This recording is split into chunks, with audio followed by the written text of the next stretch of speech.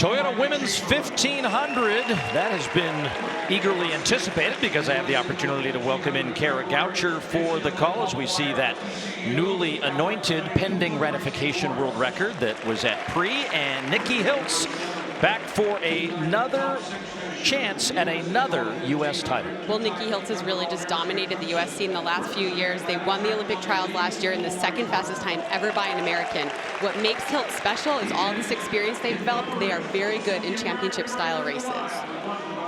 They were 7th in Paris from Santa Cruz, California. Sinclair Johnson had to kind of break an American record. Then she said she had to pack it in the box and turn the page because she's here trying to make the team at 1500. Well, she broke Nikki Hiltz's record in the mile, the American record, 2 weeks ago. Sinclair Johnson is an incredible talent, Paul. She has had a hard time staying healthy. She is the 2022 U.S. champion, but this year she comes in healthy. That makes her extremely dangerous. As the rest of the field getting introduced in this final 12 will toe the line. As we come from high above, this is going to be, along with the men's, two eagerly anticipated races on the schedule this afternoon.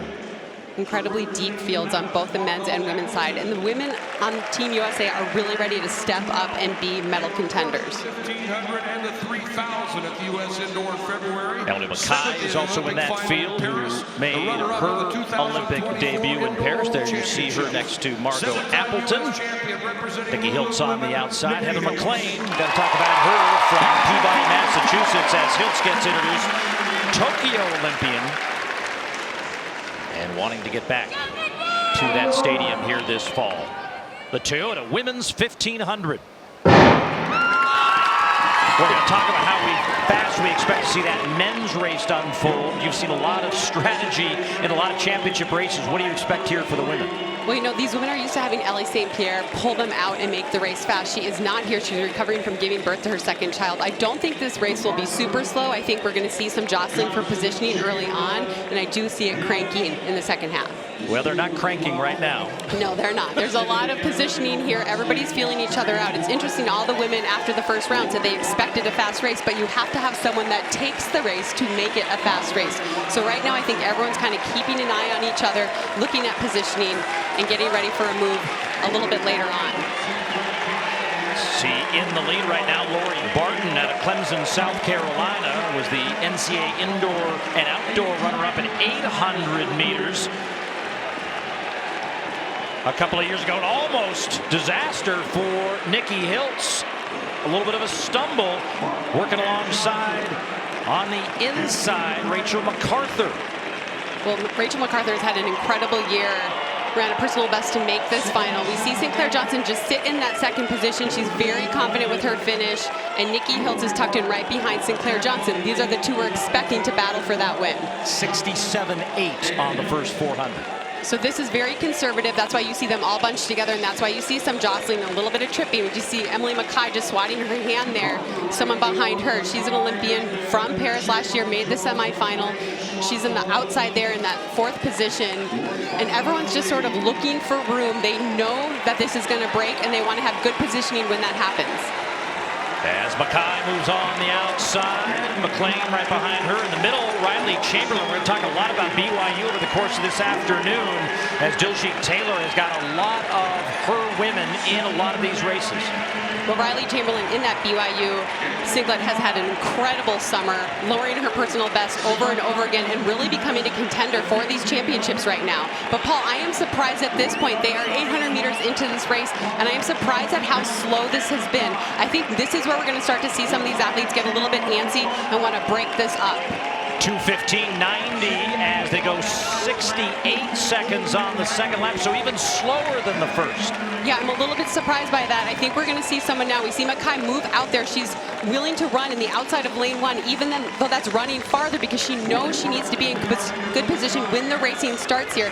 And I think here now, Paul, I keep saying that, but someone has got to break here. They have a little over 500 meters to go, and someone's going to start to move. Coming off the final turn for the penultimate time, Barton still controlling this race, but a lot of firepower and a lot of speed. Hiltz on the rail, kind of trapped here a little bit, looking for some space maybe to get outside as Chamberlain makes makes a move up on the outside, and they will get to the bell at 3:04. Well, this is where Hiltz has so much experience. Oh, Chamberlain goes down. Oh, Schlachtenhofen also went down there. That's a terrible fall, but now we refocus on the front here.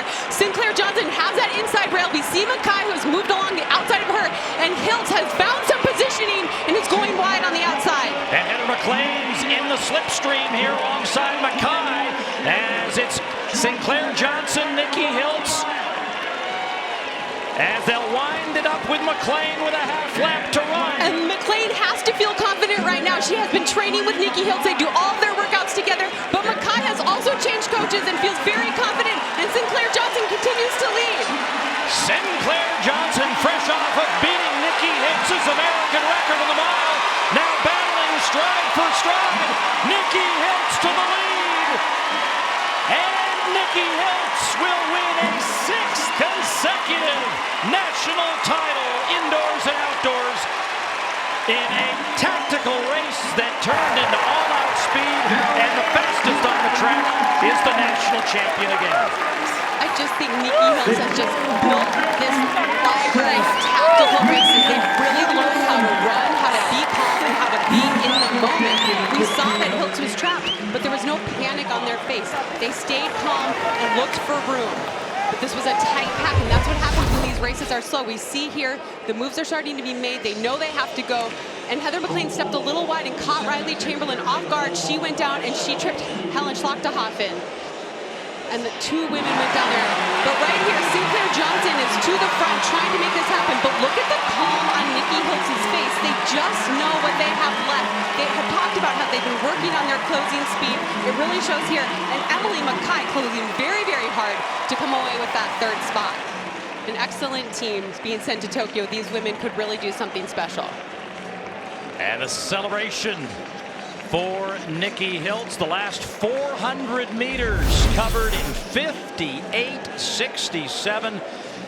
A very strong team going to Tokyo.